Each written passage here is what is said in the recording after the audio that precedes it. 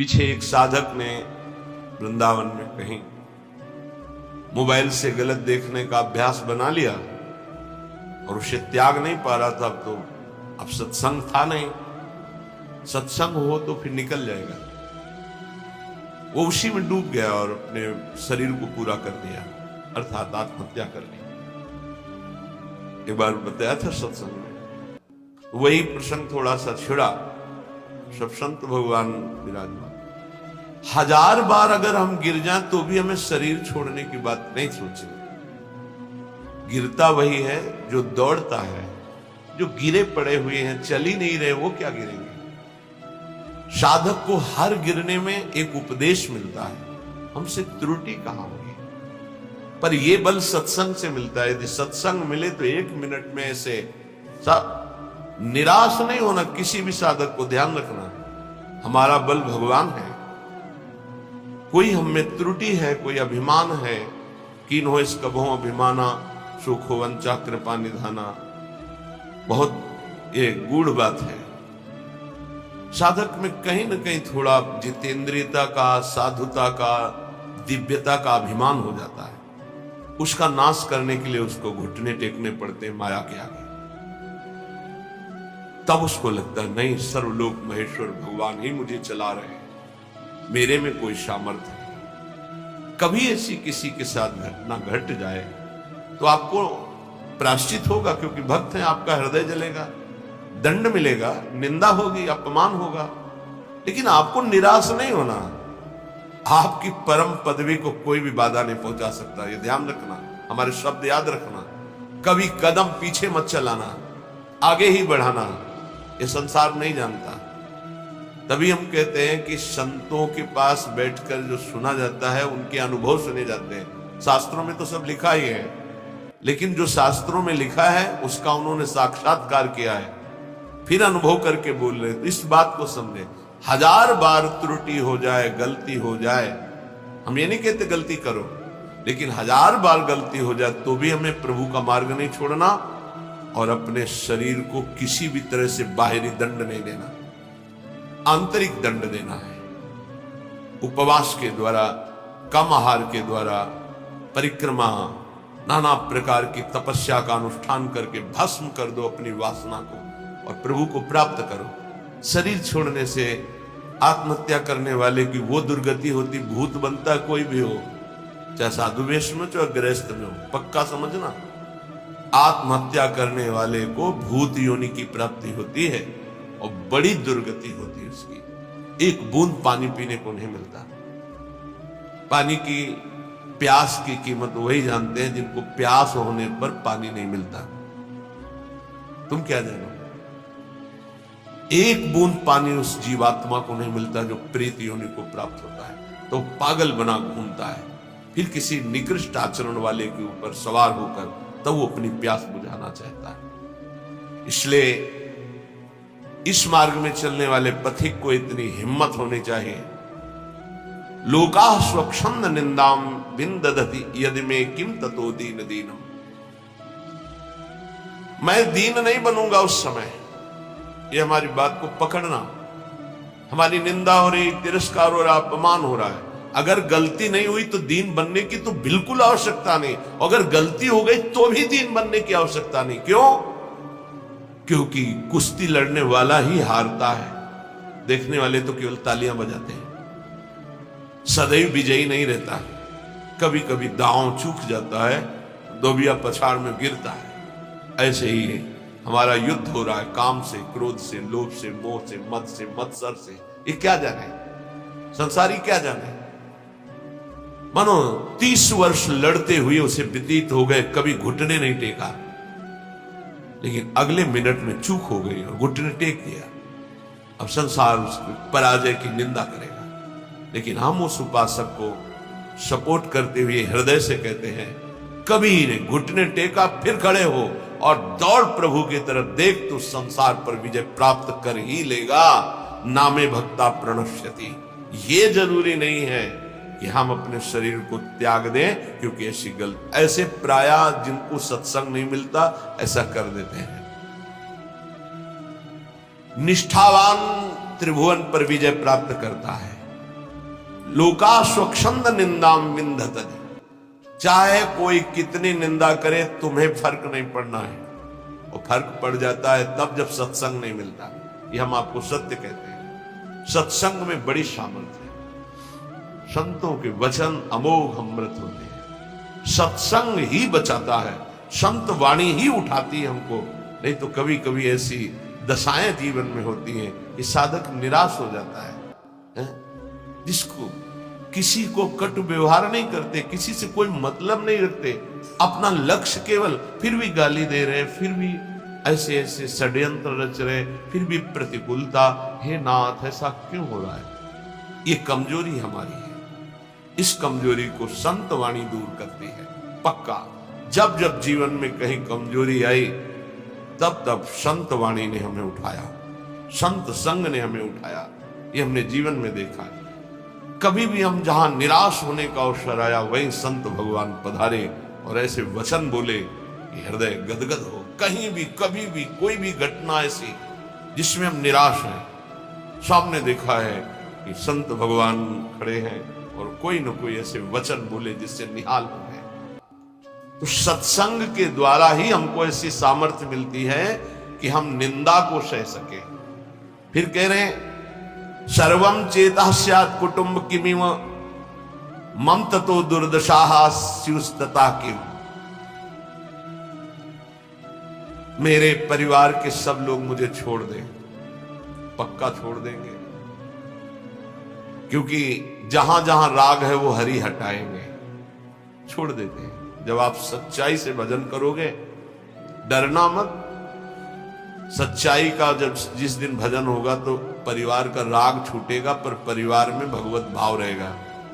वही हम कह रहे हैं कि भगवत भाव से प्रीति करो, राग पूर्वक नहीं। राग का नाश, राग होता है आंतरिक, बड़ा सूक्ष्म होता है। ततो दुर्दशा स्युस्तता की, सब पूरे परिवार के छोड़ दिए, लोक में निंदा हो रही है और शरीर दुर्दशा को प्राप्त हो रहा है। ये होता है, ऐसी परिस्थिति आती है। इसी में दिव्य शरणागति का उदय होता है। दिव्य शरणागति जिसे भगवान की पूर्णता होती है, भगवान जिससे तृप्त हो जाते हैं, शरणागति, वो शरणागति इसी में होती है। लोक में निंदा हो रही, कहीं रहने का ठिकाना नहीं, कोई भी प्यार करने वाला नहीं, जिधर देखो तिरस्कार, और कोई अपना सृष्टि में कहने वाला नहीं। पूरी सृष्टि में कोई एक अपना कहने वाला नहीं। ये स्थिति आती है। स्थिति उस समय आर्त भाव से जो होता है वो शरणागति। जैसे गजेंद्र को कोई अब सहयोग देने वाला नहीं, अगले झटके में डूब जाएगा। अब याद आई हरि, अब वो शरणागति, एक सेकंड नहीं लगा, भगवान उपस्थित हो गए। हमारी बात समझना, ये शरणागति पढ़ लिख के नहीं होती, ये परिस्थिति पैदा की जाती है। जैसे अभी एक उपासक, घर बार त्यागी, वैरागी, बड़ा ही सेवक, भगवत मार्ग का पथिक, कुछ दिनों से साधारण शरीर में अव्यवस्था हुई और कल फाइनल हो गया कि गलित कुष्ठ। बहुत पुराना प्रारब्ध जागृत होता है। जैसे भीष्म जी 6 महीना बाणों की शैया पर, बाल ब्रह्मचारी, नैष्ठिक परम तप में युक्त, ऐसे ही जब हमारी भगवत प्राप्ति का योग बनता है, पक्का दिमाग में बैठा लो। कल या परसों कह रहे थे कि एकांत में सोचा करो कभी कभी कि अगर हमें कैंसर हो जाए तो, हमारी आंखें फूट जाएं तो। वो कल ही आ गया रिपोर्ट कि एक साधक को गलित कुष्ठ हो गया है। ये हम इसीलिए तैयार करते हैं, जैसे आर्मी के नहीं तैयार करते कि अगर कीचड़ में फंस गए तो कैसे निकलना है, पहाड़ में फंस गए तो कैसे चलना है, कैसे आपको चढ़ना है, कैसे दौड़ना है। ऐसे ही परमार्थ की ट्रेनिंग है। आपकी किडनी फेल हो जाए तो, आपका ऐसा हो जाए तो, आपका कोई न रहे तो, आपको कई दिन भोजन न मिले तो, आपको संसार निंदा करने लगे तो, इनमें सब में परिपक्व करना ये हमारा कर्तव्य हो। परिपक्व होना अपने लोगों का कर्तव्य। अब वो साधक व्यथा तो हो कितनी। गलित कुष्ठ का मतलब अभी तक तो मेरी दृष्टि में इसमें कोई भी औषधि का योग नहीं देखा था। अब नया चल पड़ा हो तो नहीं कहते, जैसे किडनी फेल होने का मतलब है मृत्यु, लेकिन अब डायलिसिस चल पड़ा है, उससे जब तक जिलाए तब तक जी सकते हैं जब तक योग है। तो कल इसी सीढ़ी पे बैठकर उसको समझा, हे कदापि शोक नहीं, क्योंकि अंतिम फाइनल श्री जी की प्राप्ति होनी है तो अनंत जन्मों के पापों का योग होता है। ध्यान रखना, जो भगवत ऐसे ऐसे नीच पाप करने वाले हैं जुकाम नहीं होता, वो ऐसा सीधा साधक है कि कभी कोई शब्द सुन पाए वो तो मुश्किल है। वो ऐसा सीधा साधक है, रात दिन अपने संयम में, और उसको गलित कुष्ठ। ये बड़ा विचित्र खेल है। पूर्ण धर्म से चलने वाला, पूर्ण त्यागी, पूर्ण भगवत मारी, इतना भी कहीं अपराध की संभावना नहीं, किसी से कोई मतलब ही नहीं, कोई जानता ही नहीं, और उसको गलित कुष्ठ। ये क्या है? अनंत जन्मों का हिसाब बराबर श्री जी के पास जाना है। श्री जी के पास रामकृष्ण परमहंस जी के गले में कैंसर, भयानक पीड़ा का हर समय संयोग, किस लिए? अंतिम जन्म है, अब जाना है मुझे लाडली जी के पास जाना है। तो जितना हिसाब किताब है बराबर फटाफट बराबर होता है। तो संसारी आदमी डरता है, भक्ति में जो प्राप्त हो रहा है तुम क्या समझ रहे हो? हजारों बार जन्म करके मरना होता है ऐसे सड़ सड़ के, और ऐसे कुछ नहीं बिगाड़ पाएगा गलित कुछ नहीं बिगाड़ पाएगा। सभा में कह रहे कुछ नहीं बिगाड़ पाएगा। प्रारब्ध ही तो है ना, पूर्व पाप। राधा नाम से बढ़कर प्रारब्ध होता है क्या? है कुछ नहीं। कलेश है कुछ नहीं। सियार नहीं पैदा होते सिंहों के सिंह ही होते हैं। हरिदास सिंह होता है। गर्जना करना हमारा कर्तव्य है। एक गर्जना में लाखों का कल्याण होता है, एक कदापि नहीं। शरीर भाव से ऐसे संतों को देखा है। बरगदिया बाबा पैर से सड़ना शुरू हुआ, कीड़ा पड़ गया, मुख तेज में और शरीर में कीड़े, बैठे शांत भाव से, कीड़े पड़े हुए से। क्या अंतिम जन्म में खत्म खेल। ये बड़े बड़े महापुरुषों के जीवन में आता है। यदि आप भगवत मार्ग में, अभी 1-2 दिन पहले कहा था, यदि बैलेंस बना के चलोगे तो कोई बाधा नहीं। क्या? राधा राधा राधा राधा राधा, लड़का बच्चा परिवार भोग सामा। और जो अगर इसमें आ गए कि आपसे कुछ नहीं चाहिए, केवल आप चाहिए, फिर तो हिसाब किताब लंबा पड़ जाएगा। क्योंकि उनके गले लगने के लिए फिर कोई कर्म संस्कार नहीं बकाया रहेगा। पूर्व संचित क्रियमाण प्रारब्ध सबका विध्वंस होगा। अब विध्वंस का खेल मचेगा तब सच्चिदानंद के गले लगोगे। तभी कहा नारायण अति कठिन है, हरि मिलन की बाट, या में पग पीछे धरे प्रथम शीश दे काट। ये आज आप जीना है तो कष्ट में जीना है, पूरे शरीर में। या सब शुरू हो गया। इसलिए घबराना नहीं है सुन करके कि भगवान की प्राप्ति का मतलब है गलित कुष्ठ रोग हो जाना, किडनी फेल हो जाना। तो और सब अमृत पी रहे क्या? आप देखो अस्पताल बड़े बड़े भरे। ये आखिरी जन्म है भक्त का, इसलिए बहुत जल्दी जल्दी डॉक्टर के पास रहोगे तो डरोगे नहीं। सत्संग सुनते रहोगे ना तो तुम डरोगे नहीं तो डर जाओगे। इसीलिए जल्दी कोई श्री कृष्ण से मिलना नहीं चाहता। ये बड़े खिलाड़ी हैं। यहाँ लगन लगन सबको ही कहे, लगन कहा वैसो, जा लगन में तन मन डारे खोए। आपसे प्यार किया है, नरक भेजो। अब इन धमकियों से हम डरने वाले नहीं। अब आपको दौड़कर गले लगाएंगे, यही लगाएंगे। आप भी नहीं रोक सकते। बोले इतना गरज कर कैसे बोल रहे हो? गुरु ने मंत्र दिया है हमको इनको वश में करने का। ये जो मंत्र है जानते हो इसे क्या कहते हैं? निज मंत्र। निज मंत्र, वो मंत्र जैसे हाथी को अंकुश वश में कर लेता है, ऐसे हरि को मंत्र वश में कर लेता है। गुरु मेहरबान हो गए, चेला पहलवान हो गया। अब हरि भी नहीं रोक सकते अपने मिलने से, अब हरि भी नहीं रोक सकते अपने मार्ग में। क्यों? गुरु ने। हाँ बस गुरु के वटिया से मिले रहना, कुछ लेना न देना, मगन रहना, निश्चित पार हो जाओगे। सुना था एक राधा कुंड के भगवान संत की चर्चा में कि गलित कुष्ठ आया कहा 12 वर्ष का। हाँ, तो अपने लोगों के पास नहीं आएगा, अपने लोगों के पास ऐसे आता है, पूरा आके चढ़ बैठा। जब चढ़ बैठा है तो राधा के लिए कुंज का स्वरूप वो जानता नहीं है, स्वागत उसका बढ़िया होगा, कुछ नहीं होगा, देख लेना। हम क्या कह रहे, कुछ नहीं होगा, देख लेना। क्या होगा, श्री जी गले लगाएंगे। संसार क्या करता, बोले स्यात् कुटुंबम किमिमम ततो दुर्दशा। दुर्दशा देखकर परिवार के लोग भी हट जाते हैं। पक्का ये खूब देखा है। 2-4 दिन वाली प्रियता बात अलग है, या बहुत बहुत जननी थोड़ा प्यार, फिर इसके बाद कोई प्यार नहीं। संसार पक्का। आप लोगों को भूल भुलैया में फंस रहे हो इसलिए ऐसा लगता है, नहीं अपने जीवन में देखा है और पक्की बात है, कोई प्यार नहीं। अगर कोई प्यार करता है तो भगवान, अगर कोई प्यार करता है तो भगवान जिससे प्रेरित करते वो, अन्यथा नहीं।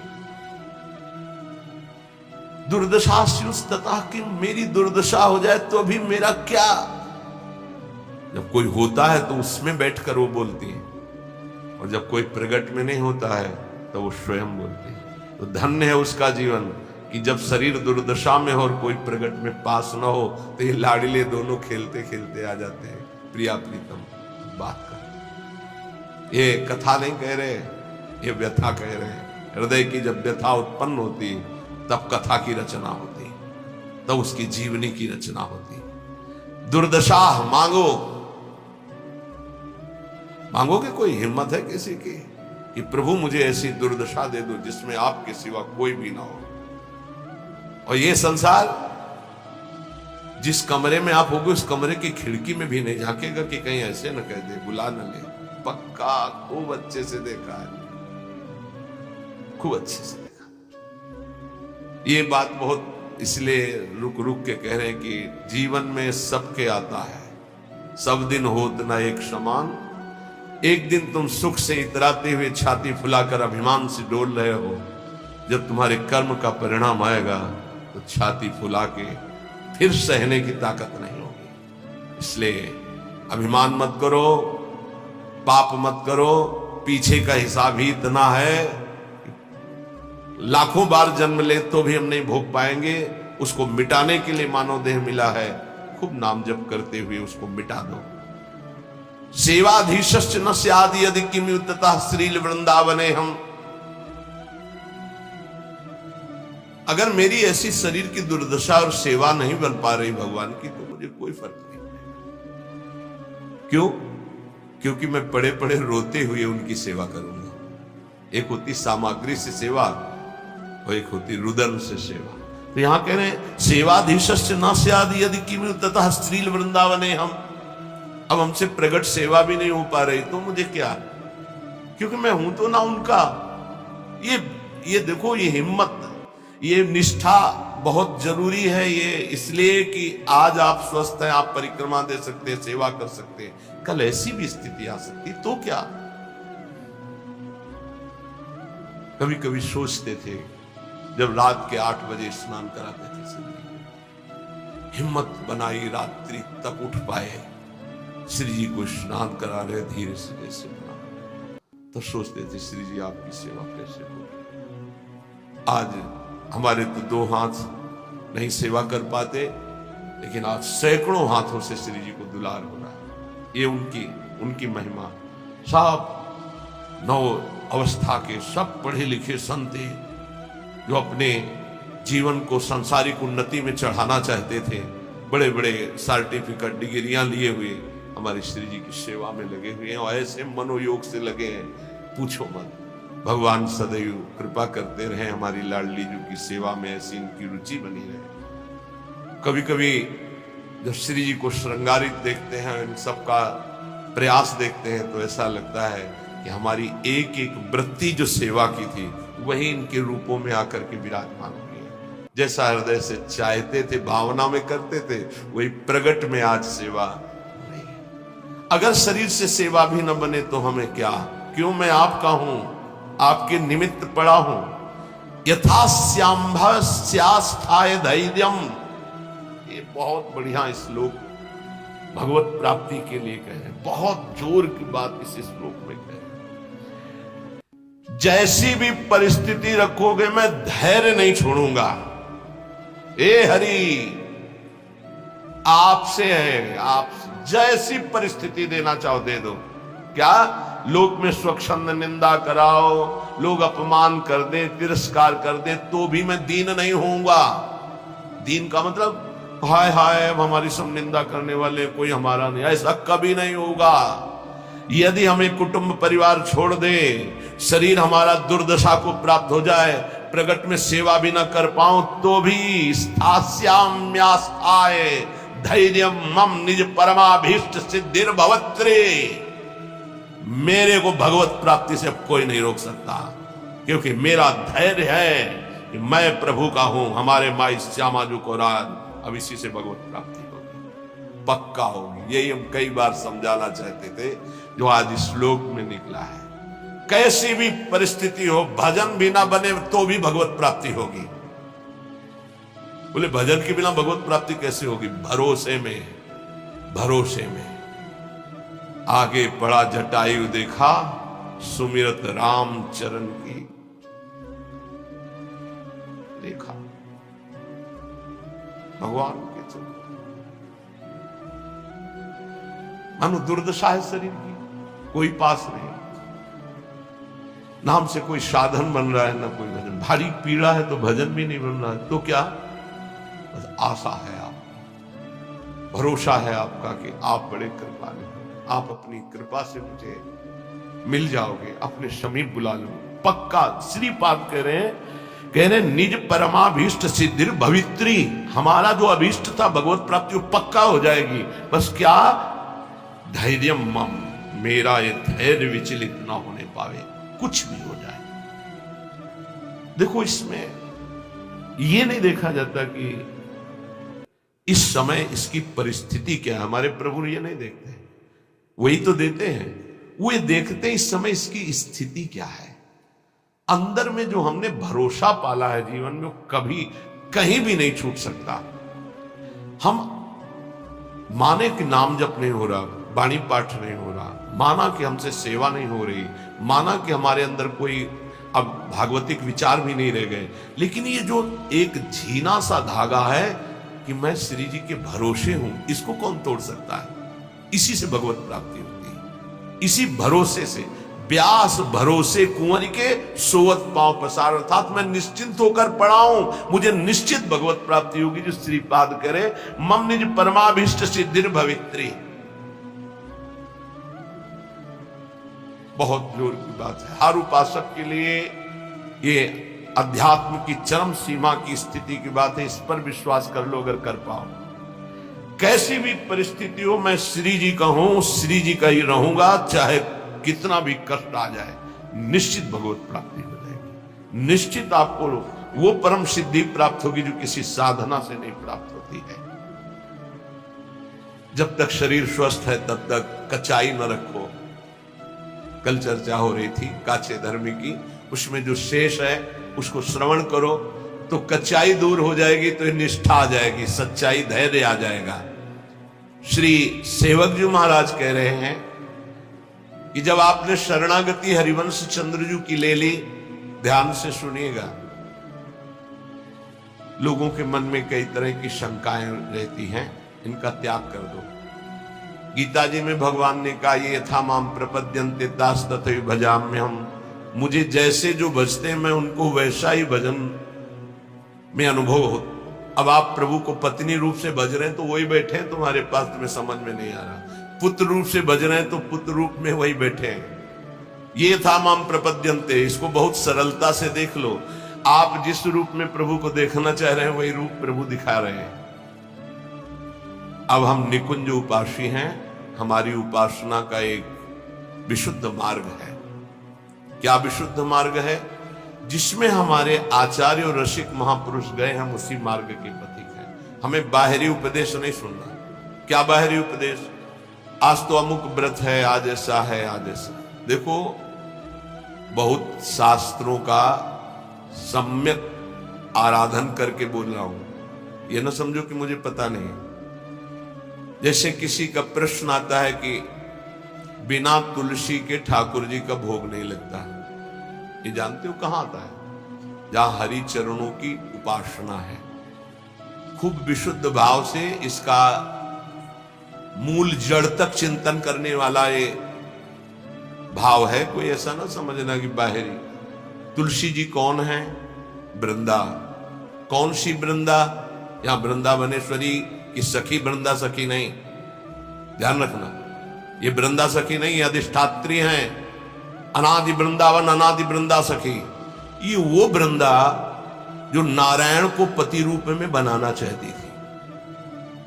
तो देवर्षि नारद जी आए और कहा, देवी, नारायण को ऐसे तुम पति रूप में नहीं बना पाओगे, पहले तुम्हारे पातिव्रत धर्म की परीक्षा होगी। बोले देने के लिए तैयार हूं। बोले एक व्रत तुम्हारा पातिव्रत यदि पास हुआ तो नारायण तुम्हें पति रूप में प्राप्त होंगे। बोले तथास्तु, आप हमें बोलिए किसके साथ मैं अपनी आराधना का स्वरूप प्रकाशित करूं। उनका जालंधर राक्षस, इसको पति बनाना होगा और तुम्हारे पातिव्रत से त्रिभुवन में पता चलना चाहिए कि तुम्हारे जैसी कोई सती पतिव्रता नहीं। बोले ये जैसा आप आदेश करेंगे। ऐसा जालंधर राक्षस पति रूप में वर्ण किया और ऐसा सतीत्व तो पूरा चरित्र है, त्रिभुवन में कोई उसका बाल बांका भी नहीं कर पाया। सती वृंदा के पवित्र चरित्र और उनकी उपासना के कारण भगवान शंकर आदि बड़े बड़े देवताओं ने दिव्यास्त्रों का प्रयोग किया, जालंधर का कुछ नहीं बिगड़ पाया।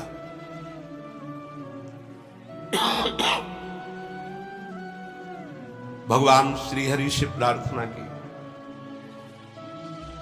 भगवान श्री हरि ने कहा, ऐसे नहीं मारा जा सकता, इसका मूल है वृंदा,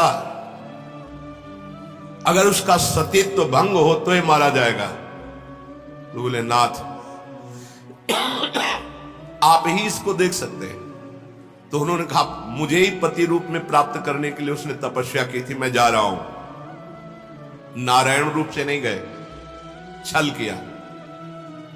जगत मंगल के लिए, उस दैत्य को मारने के लिए भगवान उसका रूप धारण किया, जालंधर का।